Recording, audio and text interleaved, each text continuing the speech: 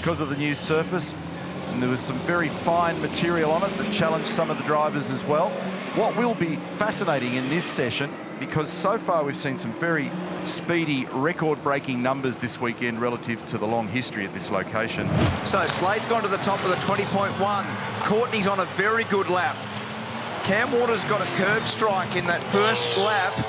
See what this number comes up like for Cam. Cam goes into the 19s, 19.6. Can Courtney knock him off? No, with a 19.7. So Cam Waters, number 1. In fact, Thomas Randall's now come up 3 spots to 4th. Twice they ended up off the road and involved in incidents. Brock said yesterday it was one of the toughest races of his career. He was surprised that he finished in the top 10. 19.5 benchmark. What's Shane got for us here? We saw some speed yesterday, but he wasn't able to capitalise in quali when he made the mistake at the last corner. Mosted up P2. Van Gisbergen dropped into 4th. They're chasing a 19.6. Percat now, invigorated from yesterday. He's up 12 spots into position number 6. Jumping on board now with Shane. A little mistake, it locked the rears critically into the final corner. He got it.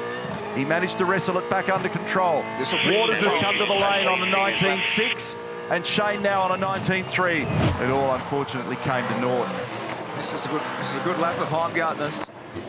Now, when you think about that, Croppo, and you look at the number in terms of your cutoff, Heimgartner's done a 19.53 to be second fastest. But when you look at what the order is in behind him, you've almost got to do a 19.5 to ensure you stay in there. This is a nice lap. He was able to get it turned in there nice.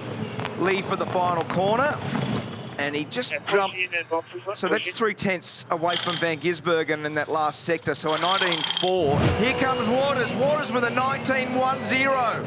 0.25 faster than everybody. Will Brown now up to 3rd. Great job. Brock Feeney up 16 spots to P5.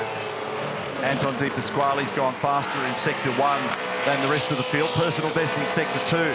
He is going to shuffle up from position number 8, but the 19.1 is going to be hard to catch with a 1/4 second margin over Van Gisbergen. But remember, they made a change to Shane's car. Is it going to be enough? Brody Kostecki was temporarily in, now he's out because Slade's into the 10. Here's Anton. Final corner, he's down in 8th. He's in the danger zone here on a 19.5.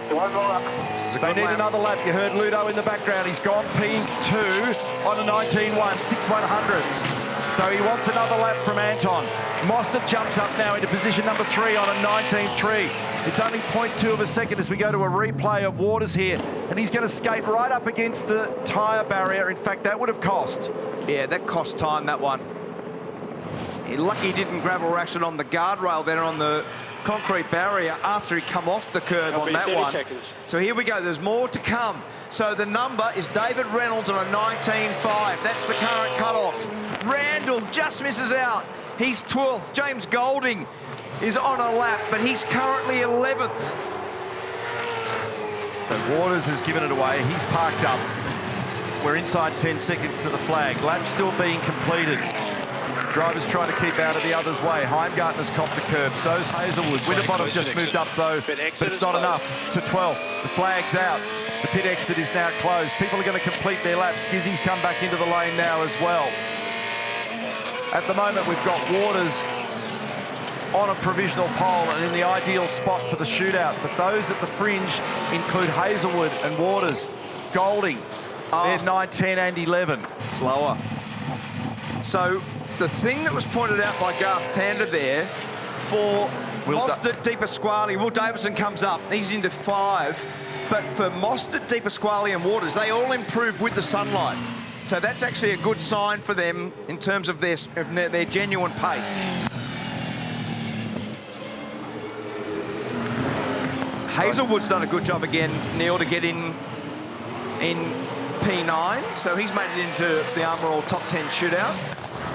Brody will be cranky after having sector bests in 1 and 2.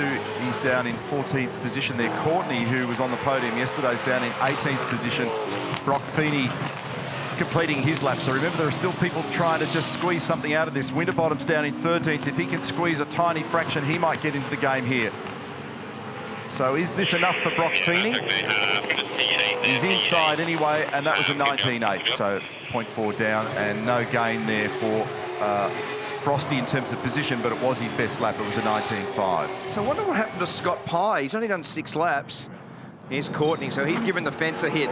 So that'll explain why he's down in 18th, Croppo, because that will have given the wheel alignment would have been knocked around. Just listening for everybody. So Will Davison just said, I've got to brake early at turn 9 because I've just got no idea of what the car's going to do. So Will's complaining about the predictability of car 17. And I'm with you. Brody Kostecki at a couple of points in that session was absolutely one of the fastest cars. He's down in 14th. So the 10 people that progress into the Armour All Top 10 shootout include Waters, De Pasquale, Mostert, Van Gisbergen, Davison, Brown.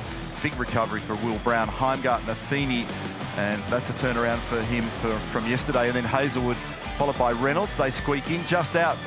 LeBrock, then Golding, then Winterbottom, Kostecki, Randall, Jake Kostecki in 16th, then Slade, Courtney, Pye. So there are a couple of mysteries to unpack there. We know what happened to James. He ended up in the turn 8 wall. And then Fullwood, Percat, Holdsworth, Jones, Pither and Smith.